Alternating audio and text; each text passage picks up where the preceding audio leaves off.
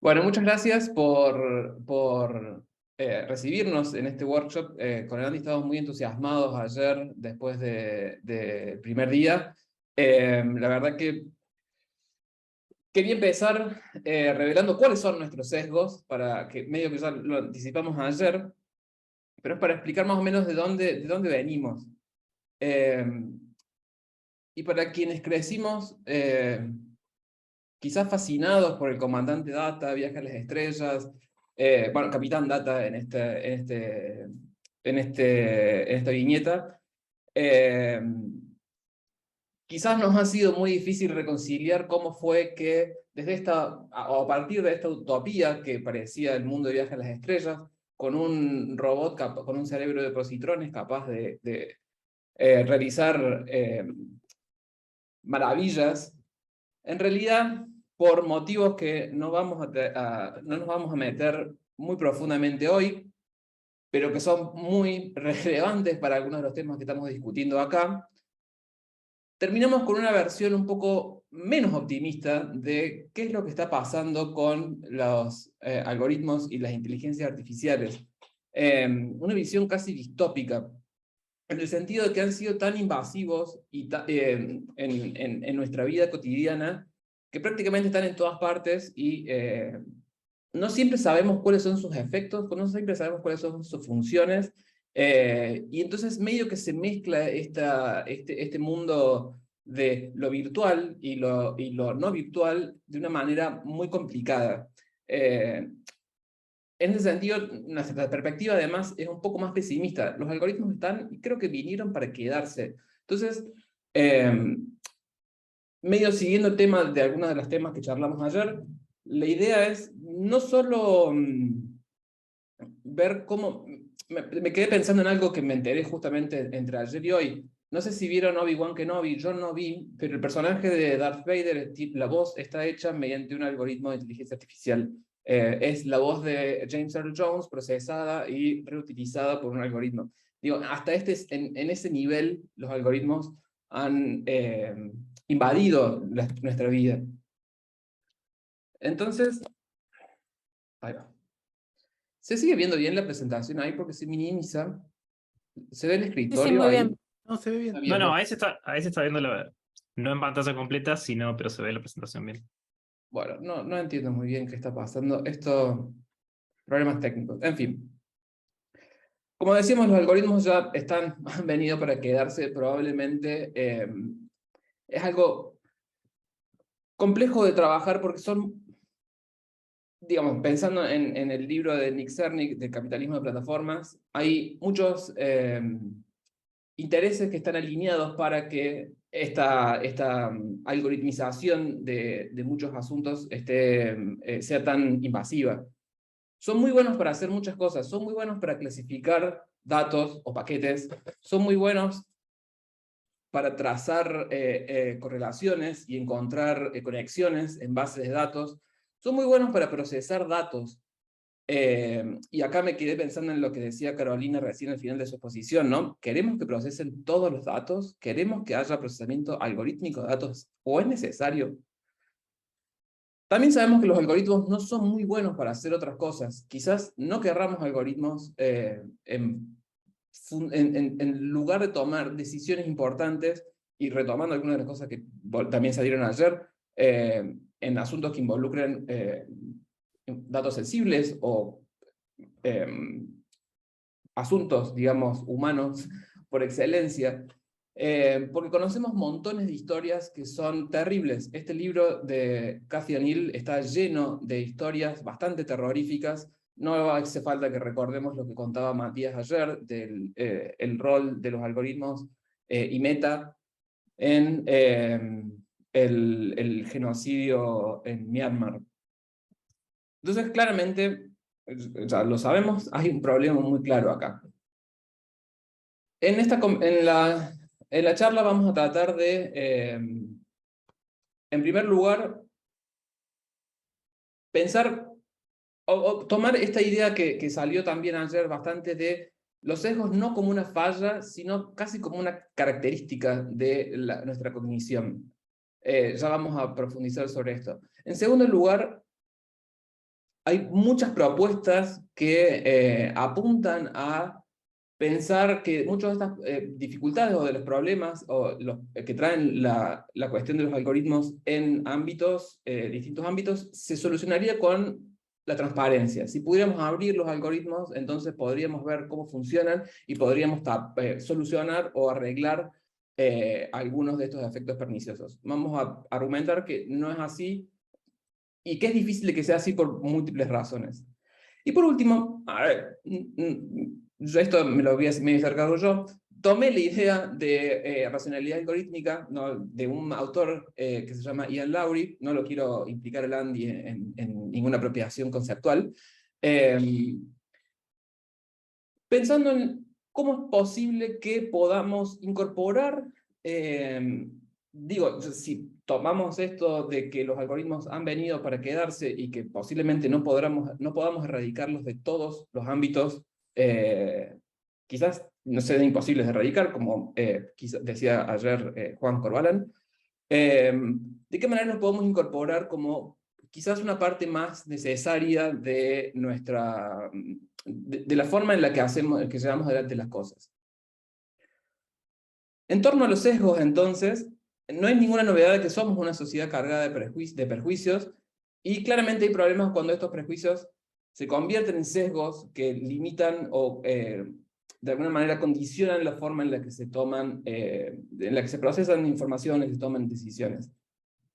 En los algoritmos está muy presente la cuestión de cómo se filtran estos sesgos y estos prejuicios a través de las bases de datos que se usan, cómo se entrenan. Mencionamos ayer también en algún momento que es muy difícil usar o testear estos algoritmos si no es en contexto de producción, digamos, sino cuando ya están desplegados en el mundo haciendo sus funciones. Y acá retomo lo que decía Juan Corbalán ayer, el problema de los datos fabricados para probarlos, o el viejísimo problema del double counting, ¿no?, de tener una misma pieza de evidencia usada 2 veces, primero para entrenar y después para corroborar. En este sentido nos preguntamos, ¿los sesgos son genuinamente una falla? ¿O quizás son solamente el cuello de botella de nuestra capacidad cognitiva? Hoy en día hay un montón de trabajos que plantean límites severos a lo que históricamente se consideró como nuestra racionalidad, por no entrar en temas de racionalidad acotada, que ya han sido discutidos quizás abundantemente, pero sí pensar en términos de, quizás son una característica, digamos, y no un error, y que tenemos que empezar a también trabajar alrededor de los sesgos, ¿no? Digo, son de la cognición humana y que por lo tanto a veces se filtran y que se los exportamos a justamente cómo aprenden los algoritmos o cómo trabajan. ¿De dónde vienen estos prejuicios que presentan en los outputs y que además muchas veces provienen de los mismos modelos de entrenamiento, ¿no? Pueden ser usados entonces o pensar como indicadores de problemas. Che, acá esto nos puede generar un problema. En ese sentido, hay quienes piensan que los sesgos son una especie de atajo que tenemos a nuestra mano para alivianar la carga cognitiva de algunos procesos. Sabemos que los atajos además nos pueden llevar a lugares terribles. Si le pedimos a una inteligencia artificial que nos genere imágenes de un CEO de una compañía, de una importante compañía, 3 de 4 imágenes son de varones, hombres, y en la cuarta aparecen unas mujeres como en conjunto de... Uy, perdón. Ayer apareció este cuadrito, ¿no? El códex de los sesgos cognitivos, con, no sé, más de 140 creo que hay acá, y entonces lo que queríamos de alguna manera pensar es, si hay tantos fallos en el modelo de cognición, quizás lo que tengamos que pensar son nuevos modelos de cognición y de racionalidad. Pensando en el tema de la transparencia, nosotros somos bastante escépticos en que la posibilidad de ver el funcionamiento interno de un algoritmo sea algo que pueda explicitar o elucidar los outputs que consideremos que son no deseables o que están sesgados o que no corresponden, ¿no? Por un lado, no se puede, vamos a entrar en esto, pero pareciera ser muy difícil abrir un programa de computadora y escrutar no solo el código, sino además cuáles son los funcionamientos internos. Porque de nuevo, sabemos que, que los algoritmos son muy difíciles de ser puestos a pruebas en contextos artificiales, digamos. Suele ser necesario por la infraestructura que se necesita y las bases de datos que requieren como insumo, funcionar aisladamente. No podemos pensar, pensando en el viejo chiste, ¿no? en un algoritmo esférico en el vacío. En ese sentido, esta es una cita de un trabajo de Juan Durán y Oxma de 2021. La idea de transparencia parece entender la posibilidad de vincular el input con el output del algoritmo con su estructura interna, sus variables y otras operaciones de alto nivel. Esto ya pasó. No sé si se acuerdan, a finales de 2020, más o menos cuando fueron las elecciones de Estados Unidos, hubo todo este lío en torno a TikTok y el algoritmo y la influencia que podía llegar a tener en las elecciones. Y TikTok mostró su algoritmo, hay un montón de trabajos al respecto, pero no solo TikTok, por ejemplo. Predpol es un algoritmo de predictive technology, digamos, de predictive policing, a tratar de asistir a las fuerzas de seguridad para prevenir delitos. El algoritmo que está patentado y está ahí puesto en la página web de Predpol, este es un ejemplo que toma Cathy O'Neil en su libro, está puesto ahí. Ciertamente ayuda, pero no tenemos cuáles son las bases de datos con las que fue entrenado, no sabemos cómo fueron confeccionadas esas bases de datos. Entonces, ciertamente pareciera que la transparencia sola, por sí misma, no serviría. Pero además no serviría porque también ha estado este tema muy estudiado en cuanto a cuestiones de simulaciones computacionales. Los programas de computadoras y los algoritmos tienden a ser opacos. Hay una dificultad al intentar escrutar el funcionamiento.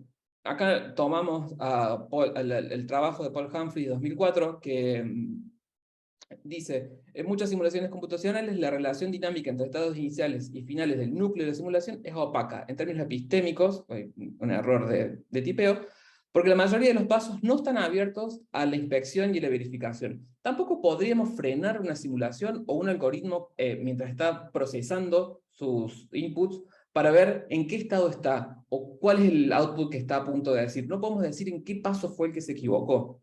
Entonces, aun si tuviéramos la transparencia que algunas de las corrientes propone como una solución, tenemos el problema adicional de la opacidad, que puede resultar en una pérdida de comprensión, dice Humphreys.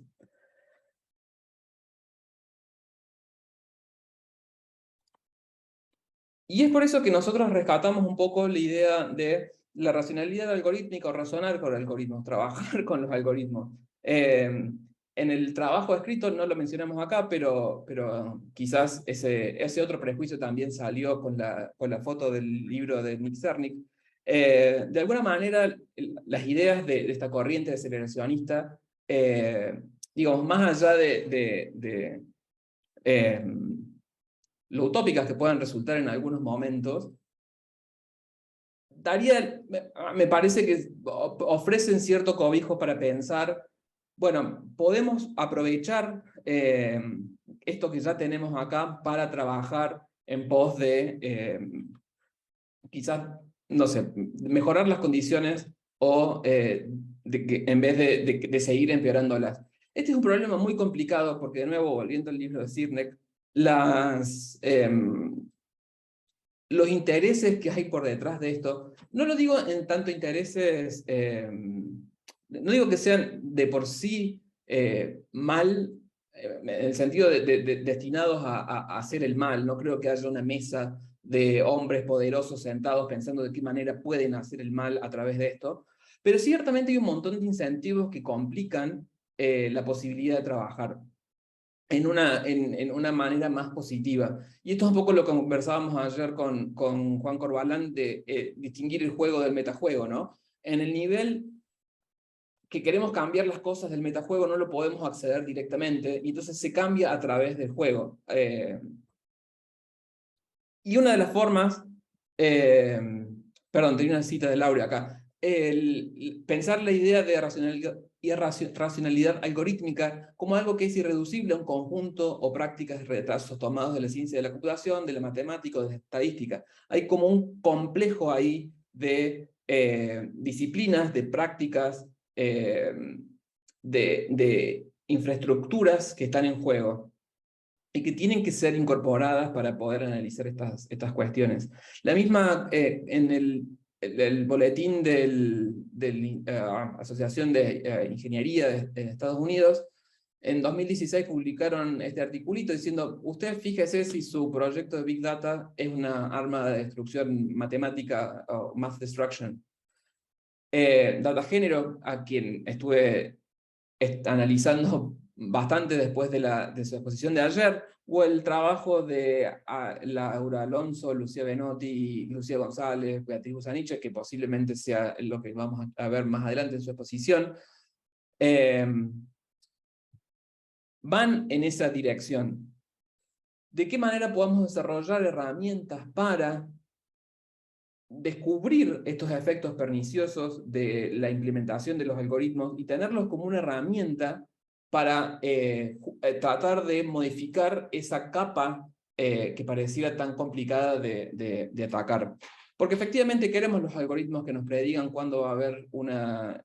volviendo ¿qué contextos, no? Yo quiero que me predigan cuándo va a haber una tormenta de granizo, porque, y de alguna manera poder encontrar cierta armonía, si se quiere,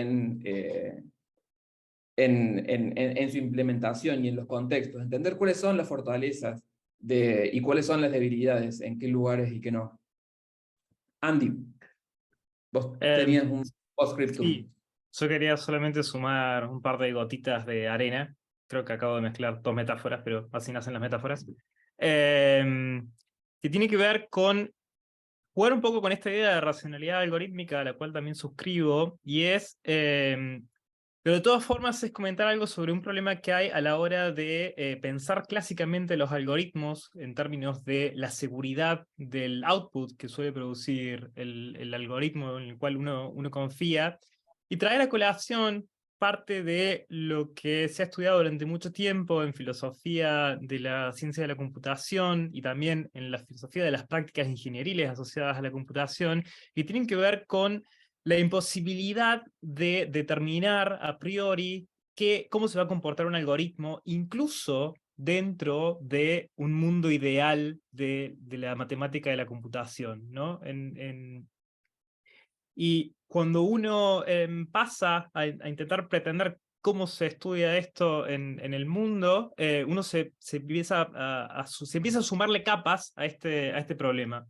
Y me parece que una de las actitudes que hay que tomar con respecto a los algoritmos, especialmente cuando vienen en este formato artefactual, en el cual pueden efectivamente modificar al mundo de una manera tan tangible, es tener en cuenta que el estudio de ellos va a requerir estudiarlos como un fenómeno complejo de la misma naturaleza. En este sentido hay que tomar una actitud de una práctica prácticamente empírica, si se quiere, en el cual va a haber que interrogarlos de cierta manera como si uno estuviera estudiando un sistema que no conoce, pese a haber sido diseñado por alguien, porque las técnicas con las cuales se diseñaron son este uso también de herramientas con las cuales uno trabaja con sistemas opacos, con sistemas utilizando propiedades del mismo azar para la ventaja, y de la misma forma en la cual pueden crear sistemas complejos en la naturaleza, es que nosotros podemos crear estos sistemas artefactuales en el mundo.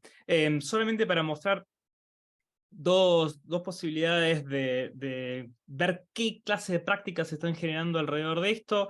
La filmina anterior mostraba el caso de la Fundación Mozilla, que tiene todo un proyecto de dar recursos para investigar tecnologías de cómo auditar tecnologías.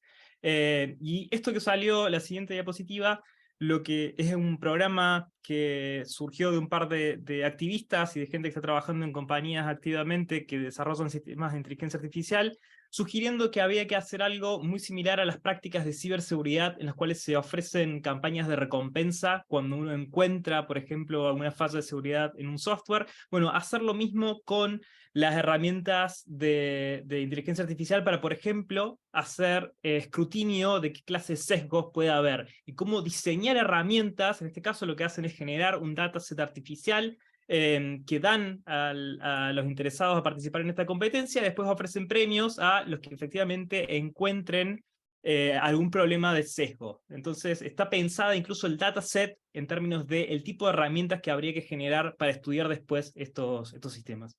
Y por último, una recomendación, porque si bien hay mucha literatura, pero hay mucha literatura orientada a divulgación y consumo, y no hay quizás tanta buena información acerca de cómo estudiar este problema de la ética en ciencia de datos e inteligencia artificial. Y quería recomendar este curso de FastAI, lo da una de las cofundadoras de FastAI, que me pareció muy interesante porque están muy bien planteados todos los problemas, gente activa trabajando en el campo, que proviene de la matemática y que también tiene este profundo interés por problemas éticos, y bueno, ofrece estos cursos que son de nivel universitario y también están disponibles gratuitamente online, así que esa es una recomendación. Y esto es un regalo para Tomás, regalo de cumpleaños, para que después explores si quieres, si Julián quiere mostrar mientras terminamos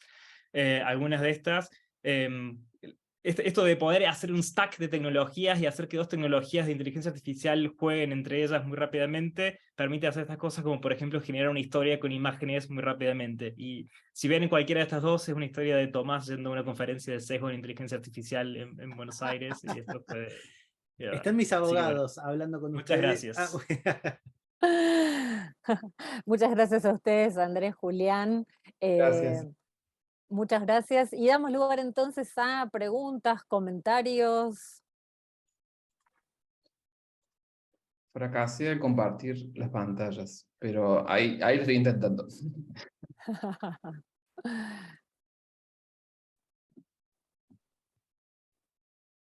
Ahí tiene la mano levantada Federico. Ah, perdón, no lo veía. Adelante, por favor, Federico, perdón. ¿Estás muteado, Federico? ¿No te escuchamos? Sí, perdón, ahí está.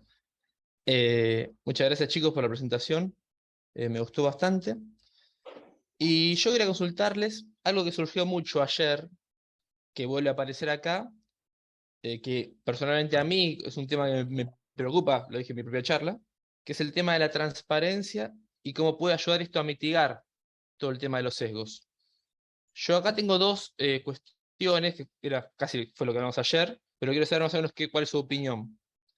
Primero, si es posible una transparencia, por todas las cuestiones que hablamos ayer, y después si esto realmente ayuda, porque era lo que yo decía en mi charla, creo que surgió bastante también, de que si ya todo el entorno es así opresivo o tiene estos sesgos no necesariamente discriminatorios de cualquier tipo, si es algo evitable o achicable, como decía Juan ayer.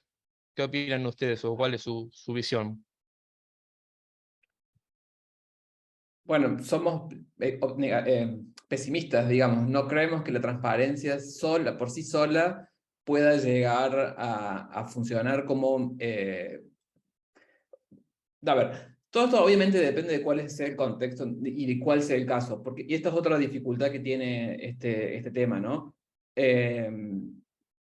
No da lo mismo, no da lo mismo que el contexto de aplicación. Y nosotros, no sé, hablo por mí, pero creo que estamos en esta igual. Creo que le creemos mucho a Humphreys. Creo que la idea de opacidad epistémica nos caló muy fuerte. Y es fácil ver cómo los algoritmos medio que empiezan a cobrar cierta autonomía en su funcionamiento. Y entonces a esto es lo que iba Andy con su comentario al final. No es fácil de ver de qué forma uno pueda correlacionar un input con un output y saber cuál fue el recorrido que hizo. La idea que hay de transparencia es que uno podría trazar ese mapita. Y sobre todo con algunos algoritmos más complejos, es difícil seguir ese mapita. Y Humphreys diría que en algunos casos es imposible, que son epistémicamente opacos casi por naturaleza. Esto no quita, obviamente, que haya un montón digamos, de que sea importante que se pueda auditar, que haya cierto escrutinio, esto de las bounty hunts, digamos, de las casas de recompensa, ayuda, pero ciertamente no solo la idea de transparencia va a servir para mitigarlo. No, y a veces la explicación que uno puede obtener del algoritmo o de por qué el algoritmo hizo o tuvo ese output, no es la que uno necesita en cierto nivel para después tomar decisiones, ¿no? Y muchas veces por ahí es más esto de pensar a los sesgos como un indicador de un problema y decir, bueno, tengo que averiguar más sobre qué es lo que está atrás, ¿no? Para averiguar cuál es el fenómeno que está, del cual el output del modelo es un indicador. Bueno, muchísimas gracias. Estamos en un tiempo cumplido.